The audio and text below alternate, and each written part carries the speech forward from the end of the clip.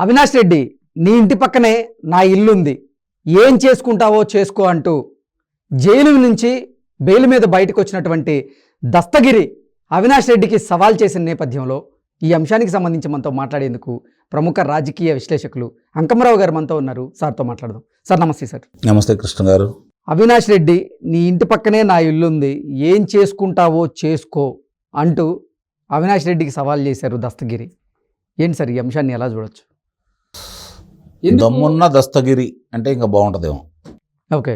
ఎందుకంటే కడపలోనే కాదు, అది ఇప్పుడున్న ఆంధ్ర రాష్ట్రంలోనే ఎదిరించడం జగన్మోహన్ రెడ్డి గారికి మామూలు విషయం కాదు. అదే గడపలో పులివెందల గడ్డ మీద నిలబడి నేను మారాను, జరిగిన దానికి సాక్షిభూతం నేనే, నా చేతులతోటి నేను చంపేశాను, దానికి ఇంతమంది ప్రమేయం ఉందని చెప్పని ధైర్యంగా ముందుకొచ్చి చెప్పడం అనేది సామాన్యమైన విషయం కాదు. కాకపోతే ఆశ్చర్యకరమైన విషయం ఏంటంటే ఇన్నాళ్ళు అతన్ని వెంటాడుతున్నారు. అతను నిన్నటిదాకా కారాగారంలో ఉన్నాడు. ఏదో జరిగిపోయిద్దని చెప్పి భార్య కూడా భయపడింది. గతంలో జరిగిన ఉదంతాలు చాలా ఉన్నాయి కాబట్టి భయపడిపోయిన మాట వాస్తవమే. అయినా సరే బయటకు వచ్చిన తర్వాత కూడా అతను ఇంకా అదే పందాలో ఉన్నాడు అంటే మాత్రం కాస్త విశేషంగానే చెప్పుకోవాలి. ధైర్యవంతుడు కానీ దమ్ముండాడు కానీ మనం భావించాలి. ప్రత్యక్షంగా నేనే చంపాను, చంపిన దాంట్లో నేను ఉన్నాను, నాకు ఇంత ముట్ట చెప్పారు, ఇంత ఇస్తామన్నారు, దీనికి కారకులు అవినాష్ రెడ్డి గారు వీళ్ళందరూ చెప్పని ఆయన చెబుతా ఉన్నాడు. మొన్నటిదాకా అసలు మొట్టమొదట 2019లో ఎన్నికల్లో విజయం సాధించడం కోసం చాలా వరకు ప్రముఖ పాత్ర వహించింది నిస్సందేహంగా వివేకానంద రెడ్డి గారి హత్య ఉదంతం. ఆ రోజు జరిగిన పరిణామాలు చూసుకుంటా ఉంటే వాళ్ళ పత్రికల్లోనూ వాళ్ళ ప్రసార మాధ్యమాల్లోనూ పుంకాలుగా దాని గురించి వండి వార్చిన కథనాలని అన్ని జనాలకు పంచి విషబీజాలు నాటి నారాసుర రక్త చరిత్ర అని చెప్పని ముందు గుండెపోయటాన్ని ప్రకటించింది వాళ్ళే. నారాసుర రక్త చరిత్ర అని చెప్పి దాన్ని తిరిగి సునీత గారు వచ్చి లేదు ఒకసారి శవ పరీక్ష చేయాలి అన్నప్పుడే కదా మళ్ళీ అది గొడ్డల పోటుగా మార్చింది. పొద్దున్నే 4:30కే ఆయనకి వార్త అందిన తర్వాత సాయంత్రం 5 గంటలకు రావడం జరిగింది జగన్మోహన్ రెడ్డి గారు. అంటే ఇంత పరిణామాలు జరుగుతూ ఉంటే సొంత బాబాయ్ గారు మరి ఆయన చనిపోతే ఆయన యాదాలాపంగా రావడం కూడా చూస్తూనే ఉన్నాం.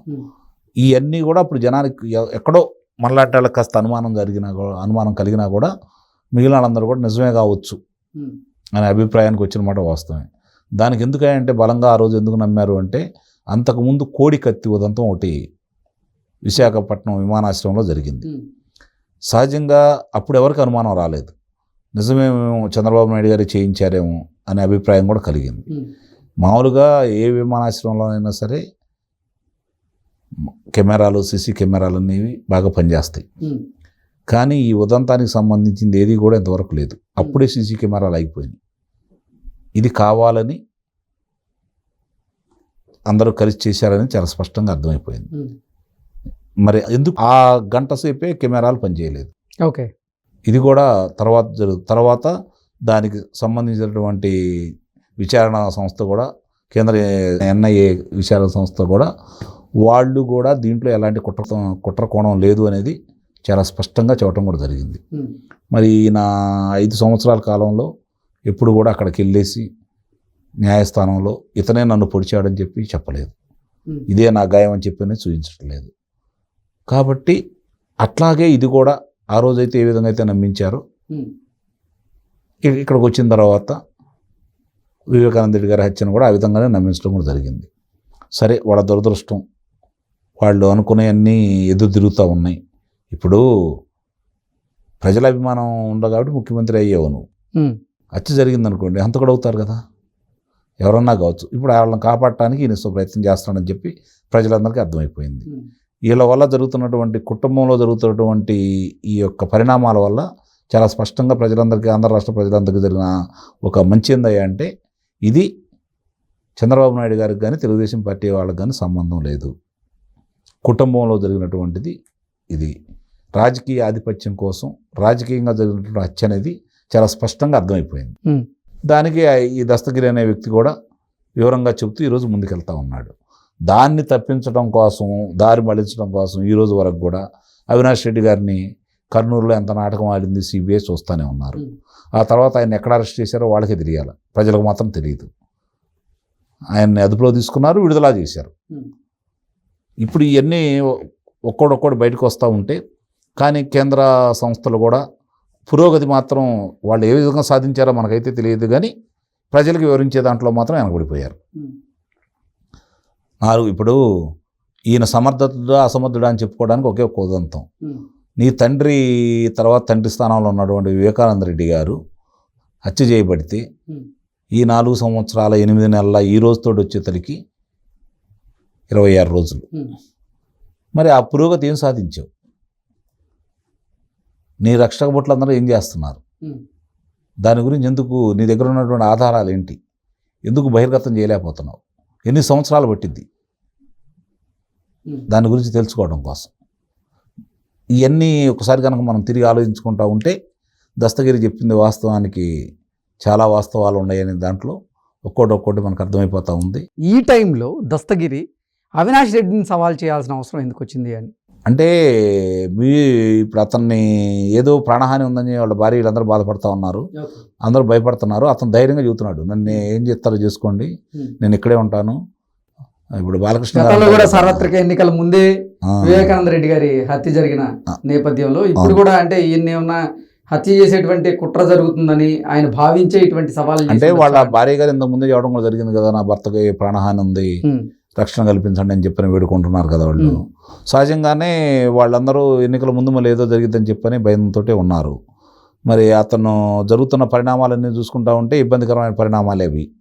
అతను మాట్లాడే విధానం కావచ్చు, అతను వీళ్ళని ప్రతిఘటించే విధానం కావచ్చు, వీళ్ళకి సవాల్ చేసే విధానం కావచ్చు, ఇవన్నీ చూసుకుంటా ఉంటే నిజంగానే ఇబ్బందికరమైన పరిణామం గతంలో జరిగిన పరిణామాలు, వాళ్ళ యొక్క పూర్వపరాలు కనుక మనం చూసుకుంటా ఉంటే, కుటుంబ నేపథ్యం చూసుకుంటా ఉంటే మిగిలిన అందరూ భయపడే బతుకుతున్నారు అక్కడ, అందుట్లో ఎలాంటి సందేహం కూడా ఏం లేదు.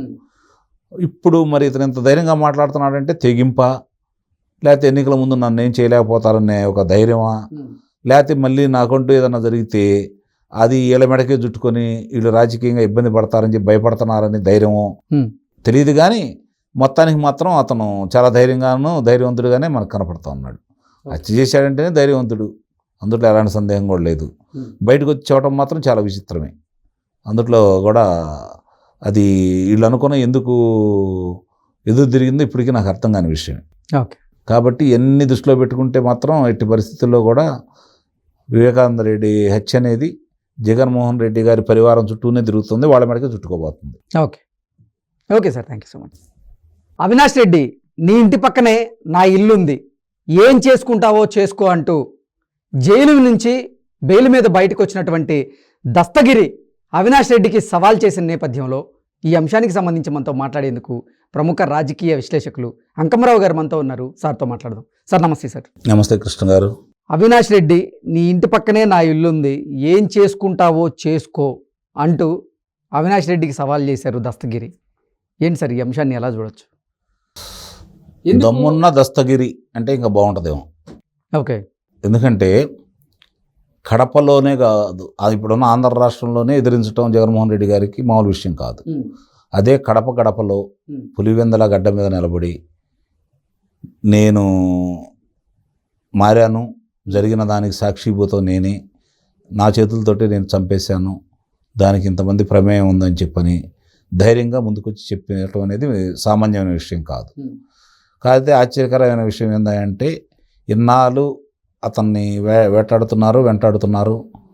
అతను నిన్నటిదాకా కారాగారంలో ఉన్నాడు. ఏదో జరిగిపోయిద్దని చెప్పి భార్య కూడా భయపడింది. గతంలో జరిగిన ఉదంతాలు చాలా ఉన్నాయి కాబట్టి భయపడిపోయిన మాట వాస్తవమే. అయినా సరే బయటకు వచ్చిన తర్వాత కూడా అతను ఇంకా అదే పందాలో ఉన్నాడు అంటే మాత్రం కాస్త విశేషంగానే చెప్పుకోవాలి. ధైర్యవంతుడు కానీ దమ్ముండాడు కానీ మనం భావించాలి. ప్రత్యక్షంగా నేనే చంపిన దాంట్లో నేను ఉన్నాను, నాకు ఇంత ముట్ట చెప్పారు, ఇంత ఇస్తామన్నారు, దీనికి కారకులు అవినాష్ రెడ్డి గారు వీళ్ళందరూ అని చెప్పని ఆయన చెబుతూ ఉన్నాడు. మొన్నటిదాకా అసలు మొట్టమొదట 2019లో ఎన్నికల్లో విజయం సాధించడం కోసం చాలా వరకు ప్రముఖ పాత్ర వహించింది నిస్సందేహంగా వివేకానంద రెడ్డి గారి హత్య ఉదంతం. ఆ రోజు జరిగిన పరిణామాలు చూసుకుంటా ఉంటే వాళ్ళ పత్రికల్లోనూ వాళ్ళ ప్రసార మాధ్యమాల్లోనూ పుంకాలుగా దాని గురించి వండి వార్చిన కథనాలని అన్ని జనాలకు పంచి విషబీజాలు నాటి